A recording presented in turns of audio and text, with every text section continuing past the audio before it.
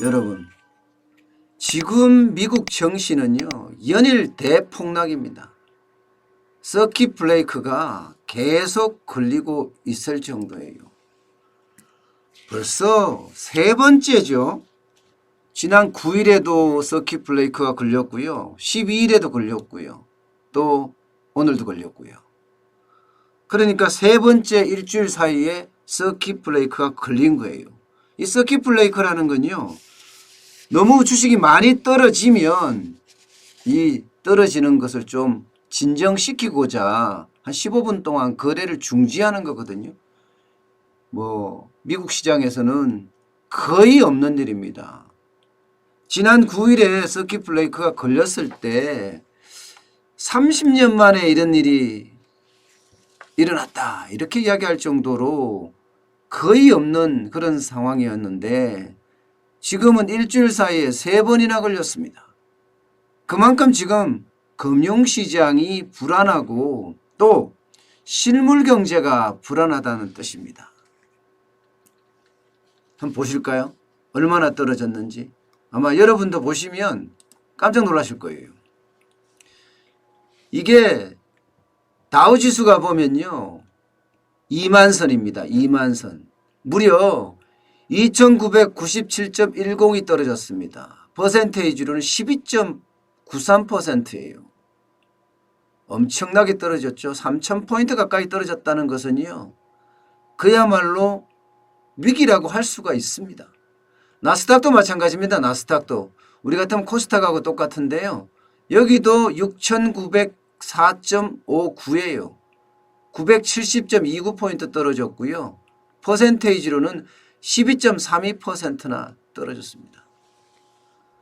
와, 진짜 상상을 초월할 정도죠. 예. 미국 증시가 이렇게까지 떨어지는 데는요, 기본적으로 실물 경제가 그야말로 작살이 났다는 뜻이에요. 아니, 작살이 나고 있다는 뜻이겠죠. 왜냐? 이게 팬데믹이라는 게 이제 시작이라고 하거든요.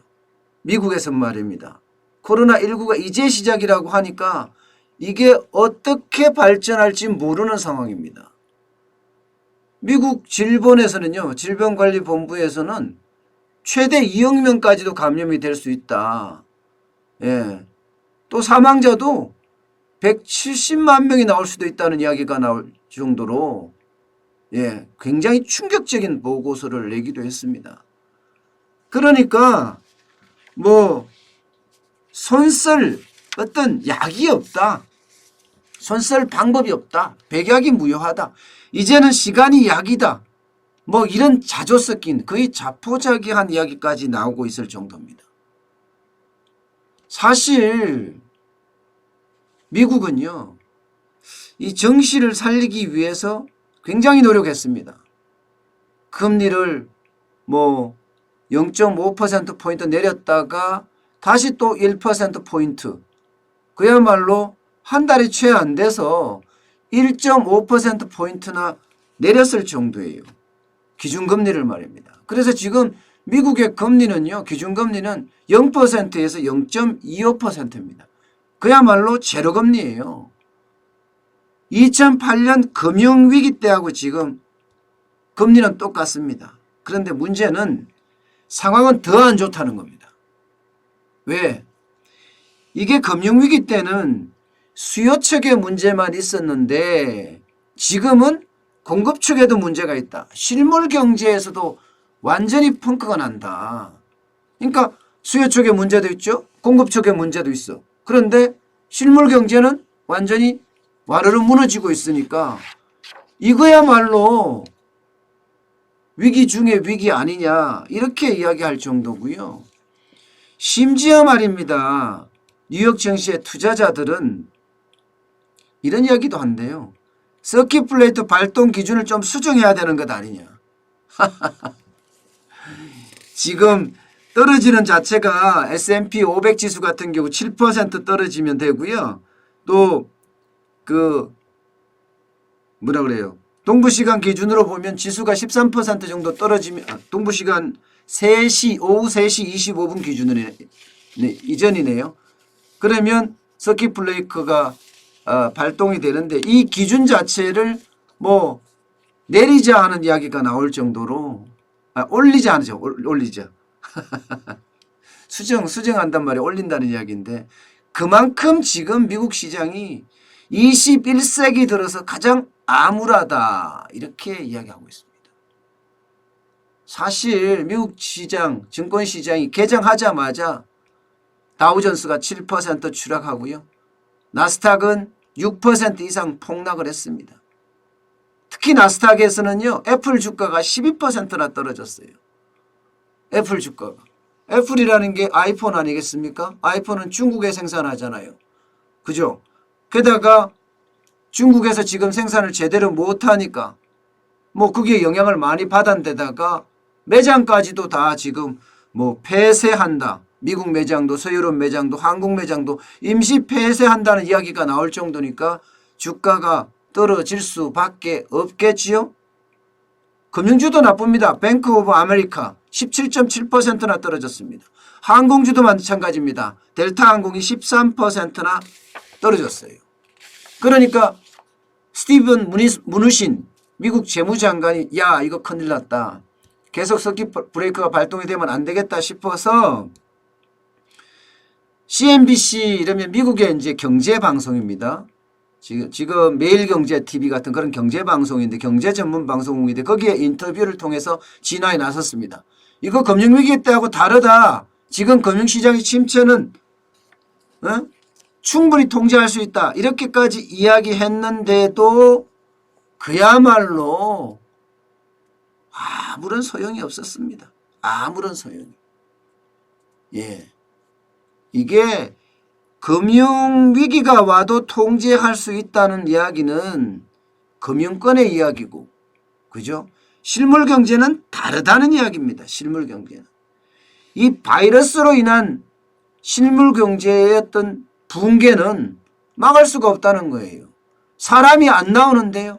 나와서 물건을 사야 되는데 물건을 사지 않으니까 거기에 따르는 문제가 점점 커질 수밖에요.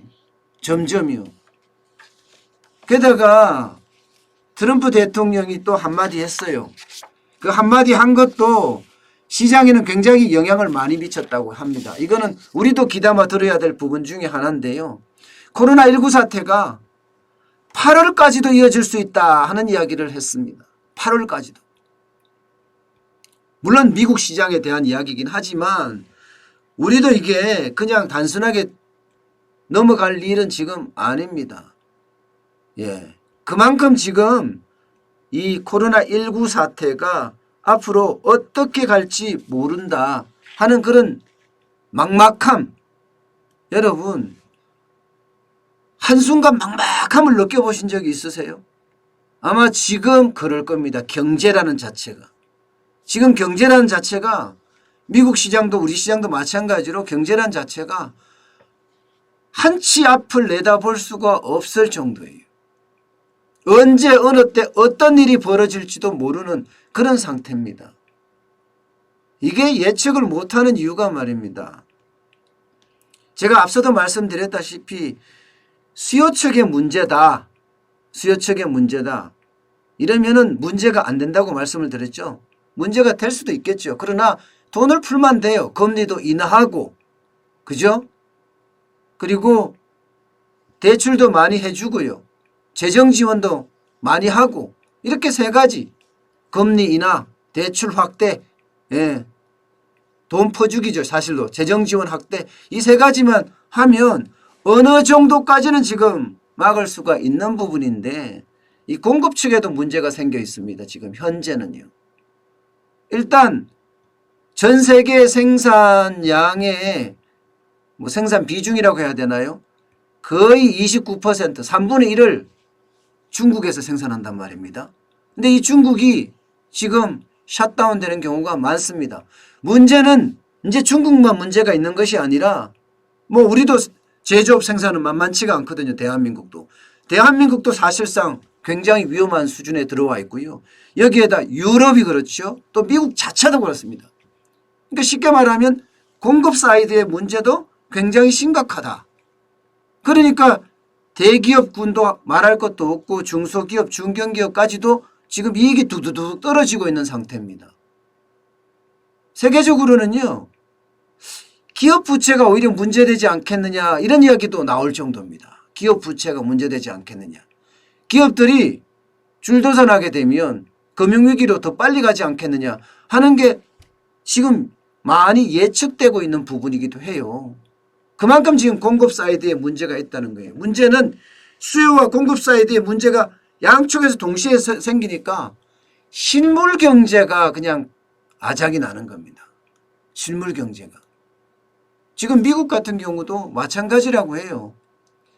그야말로 뉴욕주, 타임스퀘어 이런 데도요. 사람들이 별로 없다고 합니다. 주말에도 말입니다. 예, 그러니까 사람들이 나와야지 소비가 이루어지는데 소비가 안 이루어지니까 이게 실물 경제가 펑크가 나는 거죠. 자영업자들 보세요. 지금 얼마나 많이 무너지는지. 여기에다가 지역 경제는 또 어떻습니까? 지금 난리잖아요. 그러니까 미국에서조차도 지금 손쓸 여력이 없다. 여력이 아니라 손쓸 방법이 없다.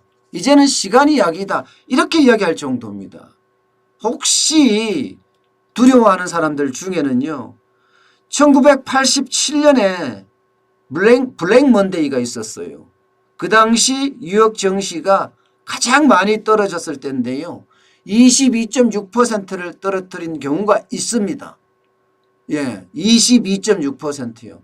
이게 뉴욕 증시 120년 역사상 가장 많이 떨어진 거거든요.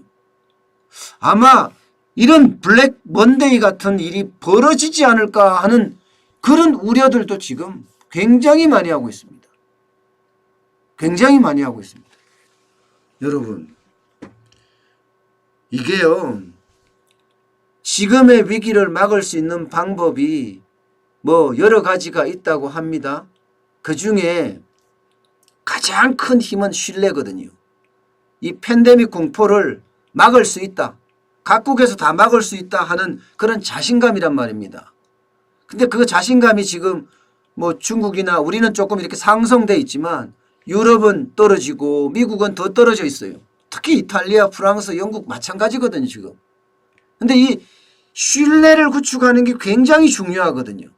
근데 이 신뢰를 구축하기 쉽지가 않아요. 예. 이게 제일 중요한 거거든요. 예. 또 하나는요. 국제 공조가 아주 잘 돼야 돼요. 국제 공조가. 국제 공조가 잘 돼야지만이 세계 경제를 다스릴 수가 있습니다. 근데 지금 국제 공조가 선진국 중심으로는 되고 있지만 유가 쪽에서는 지금 펑크가 나고 있습니다. 예, 사우디아라비아와 러시아 그리고 아랍에미레이트가 계속 석유를 더 많이 생산해내잖아요. 정산을 하고 있다고요. 석유는요.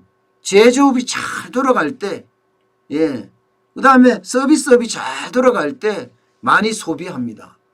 근데 지금 제조업이 중국부터 시작해서 한국, 일본 할 것 없이 제조업이 지금 난리거든요.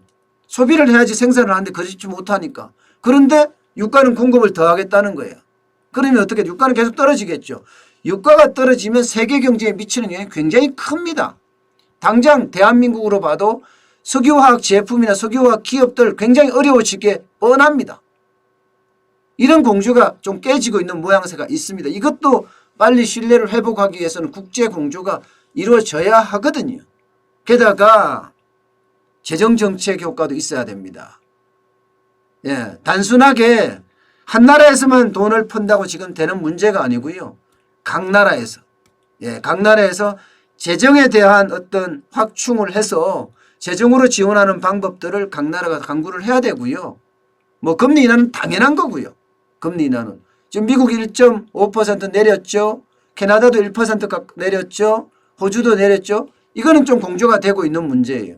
어쨌든 지금 세계공황, 저는 세계공황으로도 갈 수 있다고 생각하는데 그렇게 가지 않으려면요. 기본적으로 신뢰 회복이 가장 중요합니다. 신뢰 회복이. 이 팬데믹을 막을 수 있다는 신뢰 회복 말입니다. 트럼프 대통령이 8월까지 갈 수 있다는 이야기를 하니까 이게 지금이 3월인데 8월까지 가면 어떻게 되겠습니까? 그러면요, 자영업자들, 기업들 여기서 결국은 금융권으로 전이될 수밖에 없어요. 실물 경제의 위험이 금융권으로 전이돼서 금융위기가 발생을 하고, 금융위기가 발생을 하면요, 그게 경제위기, 세계적 대공황이 발생할 가능성도 굉장히 커지게 됩니다. 예. 그렇기 때문에 가장 지금 중요하게 생각하는 것은요, 국제적으로 신뢰 회복에 굉장히 많은 노력을 기울여야 될 것 같습니다. 우리나라도 마찬가지고요. 문재인 대통령도 마찬가지로 지금 신뢰 회복을 하지 못하면요, 그 신뢰 회복을 하지 못한 것 때문에 우리 경제도 더 고꾸라질 수가 있습니다. 제가 어저께 주변을 좀 돌아다녀 봤습니다. 저녁에 방송 끝나고 나서 말입니다. 여전히 아직 저녁에 손님은 없어요. 제가 간 곳은, 제가 갔을 때는 한 팀밖에 없었는데 나중에는 가게에 다 차기는 했습니다. 그러나 아직까지 저녁 장사는 잘 안 되는 것 같습니다. 그런데 거기서 제가 듣기는 그런 이야기를 하더라고요. 야, 코로나가 좀 잡혀가는 것 아니냐, 그런 이야기들을 가게 주인도 하고요. 뭐 그렇다고 장사가 잘 되는 건 아니지만 아직, 다시 말해서 뭔가 이 국민들 사이에 코로나를 잡을 수 있다, 이제 잡을 수 있다, 이런 자신감이 싹 튼 것 아닌가 싶거든요. 이 자신감은요, 결국은 자기 신뢰로 됩니다. 자기 신뢰가 되면 아마도 점점 많은 사람들이 밖으로 조금 나오지 않을까. 그렇게 되면 경제도 조금 살아나는 그런 모양새가 되지 않을까 싶습니다. 사실 오늘 주식시장은 진짜 장난 아니겠죠.